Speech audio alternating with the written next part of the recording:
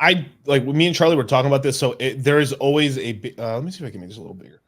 There's always a bit of a argument for when the generations start to end. You know, boomers are usually pretty set in stone, but it's around like the Xers, millennials, and generations that there's a big contention of like where does it start and end, and where does the one begin? Especially around like the millennials, because some people are like 1996, but some people are no, it should be 20 years versus like these 15, 16-year gaps for generations, right? So we're gonna just say that this is accurate, right? But I felt like it was a little inaccurate, but it's roughly within range, give or take, right?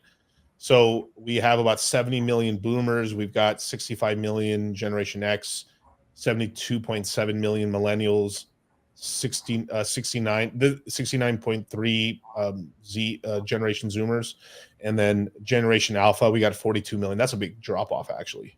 Jesus.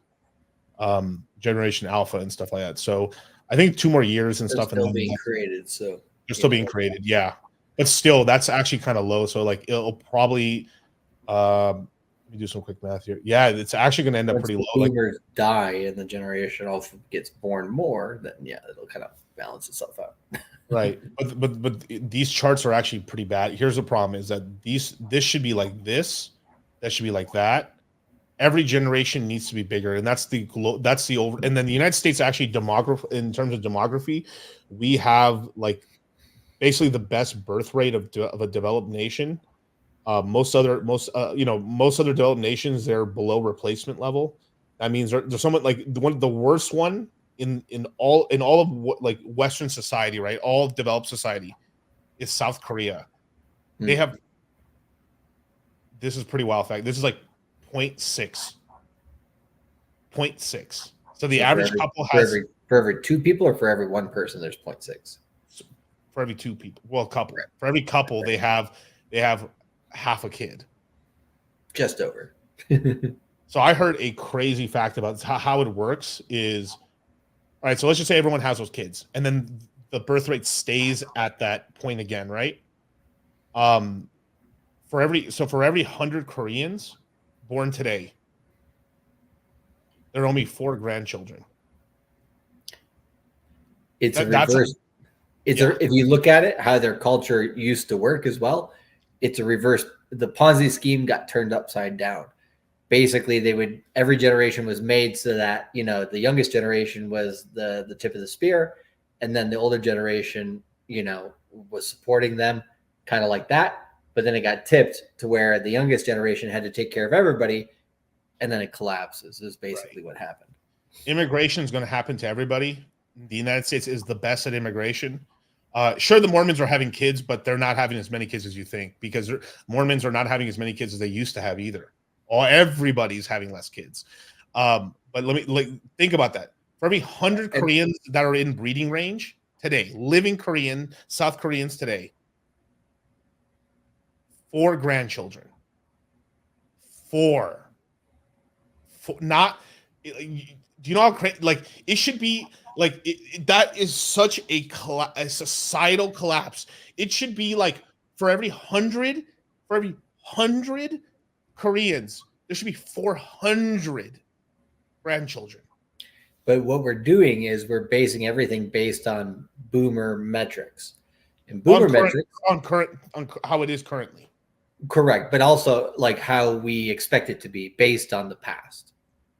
Well, no, based on current trajectory. No. So when demography, it's based off a current trajectory of like what. No. I understand that part, but what I mean is like, like we think it should be different. Like that's messed up the way it is, so that it's declining. But we think it should be different. It should be better. And the reason why it's not is because is it cultural? Is it economic? Is it a mix? And all that stuff. And at the end of the day, if you look at it in a wave of cycles, right? What's the definition of a boomer? They were born during times that were booming and everything was great. The economy was awesome. What happens when the economy contracts, right? And their kids can't take care of them. So if they can't take care of them and they can't buy a house and they can't even take care of their own kids, then they're like, they get stressed the fuck out. And that's, part of the reason for that, right? And so like if you look at it in terms of economic cycles, and how that affects things, then you can kind of predict the future, right? It's like the China one child policy. Like there's a mix between the demographics they chose and their economic performance. That was okay, as their economic performance was great. But once their economic performance starts slipping, then that strategy no longer works, because the demographics come back and just get them right in the A, you know?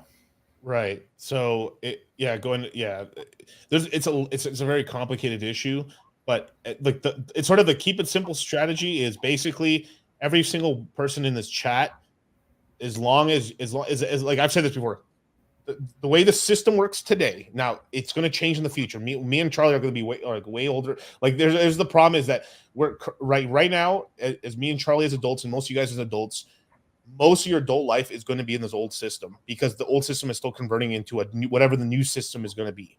So we're still in the old system.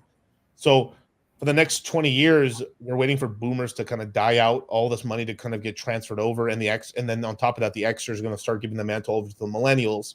But the thing is the economies are going to have to evolve in order to keep up production and stuff. And then the big hope is AI, but I'm not as hopeful for that realistically, like at least from what I've seen now. Maybe 10 years from now, we're like, oh yeah, this is actually going to start work productions. Like our our ability to produce things is going to go up. But the problem is our entire all Western economies, and this is from communistic all the way to like capitalistic and everywhere in between, right?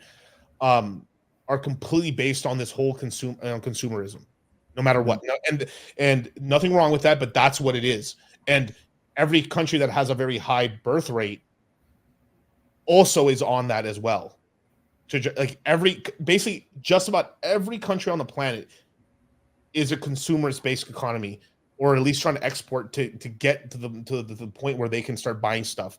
They're trying to become a consumer economy. So the whole world runs on one Ponzi, which is we need people to buy stuff. So the whole thing is basically, this is the most important thing in the world right now, is basically how many people are being born. And it's collapsing around the world. Africa's doing okay. Certain countries in South America are doing okay. And just about everywhere else fucked. Basically. And if you also think about the technology in the aspect of an economic issue, right?